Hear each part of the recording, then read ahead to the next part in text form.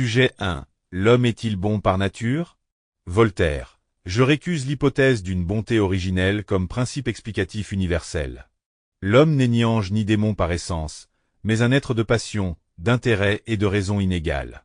Ce que vous appelez corruption sociale n'est que la manifestation organisée de conflits déjà présents à l'état embryonnaire. La société ne crée pas le mal, elle le canalise. Sans institution, ces passions ne disparaissent pas, elles se déchaînent. L'idée d'un état de nature harmonieux relève davantage d'une fiction heuristique que d'une réalité anthropologique. Jean-Jacques Rousseau. Vous raisonnez à partir de l'homme déjà socialisé.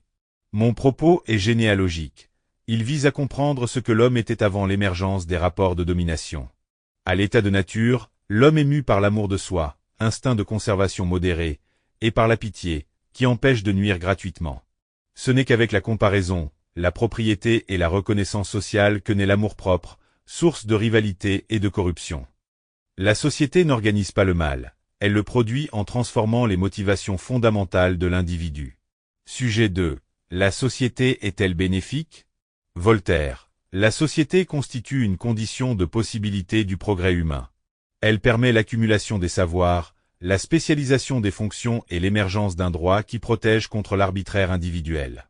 Certes, elle introduit des inégalités, mais celles-ci sont souvent corrélées à des différences de mérite, de talent ou d'utilité sociale.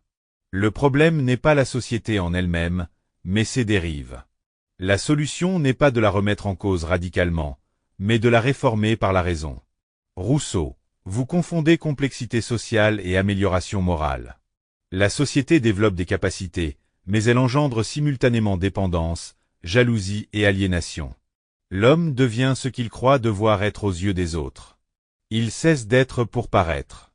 La division du travail, que vous valorisez, crée une fragmentation de l'existence humaine. La question n'est pas de supprimer la société, mais de repenser ses fondements pour qu'elle n'altère pas la liberté essentielle de l'individu. Sujet 3. Liberté ou égalité? Voltaire. La liberté doit être entendue comme autonomie individuelle et capacité d'agir sans contrainte excessive. Une égalité trop poussée conduit à niveler les différences, à décourager l'initiative et à instaurer une uniformité stérile. Les sociétés les plus dynamiques sont celles qui tolèrent une certaine inégalité, car elles permettent l'innovation et la mobilité. Rousseau. Votre conception de la liberté est formelle. Elle ignore les conditions matérielles qui la rendent effective.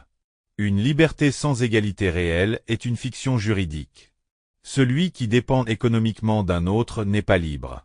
L'égalité que je défends n'est pas une uniformité, mais une condition politique, celle qui empêche la domination. La liberté véritable suppose un cadre collectif qui garantit à chacun une indépendance réelle. Sujet 4. Le rôle de la raison. Voltaire. La raison est l'instrument critique par excellence. Elle permet de déconstruire les préjugés, de lutter contre le fanatisme et d'établir des normes universalisables. Sans elle, nous restons prisonniers des traditions et des émotions irrationnelles. Le projet des Lumières repose précisément sur cette confiance dans la capacité humaine à penser par elle-même. Rousseau. Je ne rejette pas la raison, mais je critique son absolutisation. La raison, lorsqu'elle est détachée du sentiment, peut devenir froide, calculatrice, et justifier des formes de domination au nom de l'efficacité. Le sentiment moral, notamment la pitié, constitue une limite naturelle à la violence. Une anthropologie purement rationaliste est incomplète.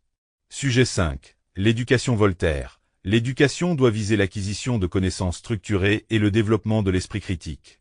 Elle est un moyen de sortir de l'ignorance et de participer pleinement à la vie sociale.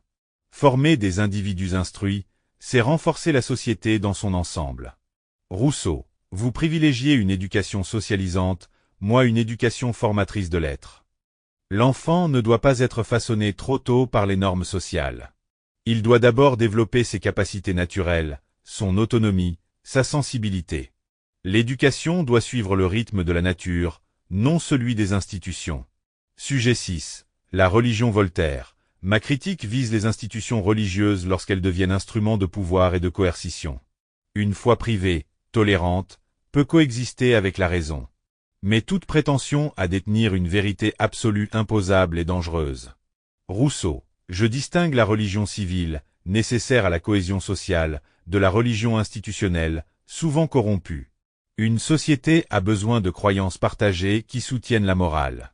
Mais ces croyances doivent rester simples, universelles, et ne pas engendrer d'intolérance.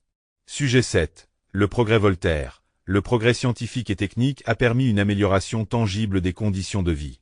Il réduit la souffrance, augmente les connaissances et ouvre des perspectives nouvelles. Refuser le progrès, c'est refuser les bénéfices qu'il apporte.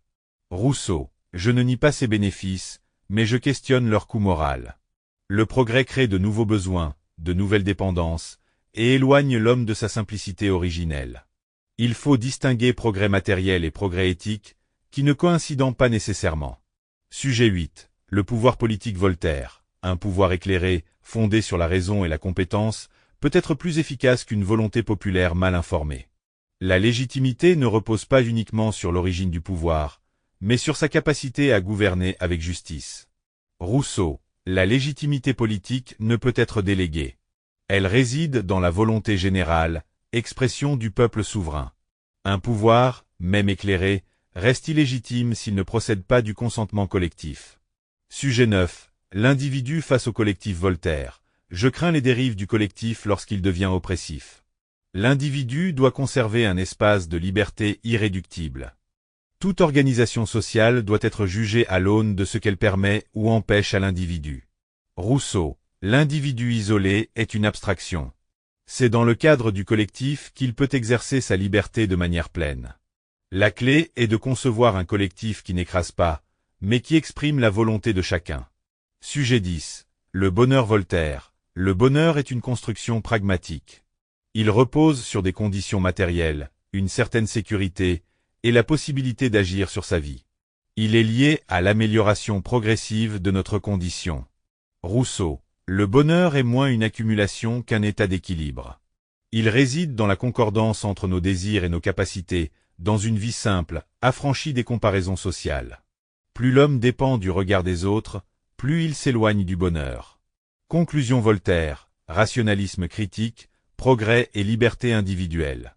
Rousseau. Anthropologie morale, égalité et authenticité. Deux paradigmes philosophiques qui structurent encore notre modernité. Qui t'a le plus convaincu? Voltaire ou Rousseau? Like la vidéo si tu veux d'autres débats niveau master doctorat, abonne-toi pour ne manquer aucun prochain face à face.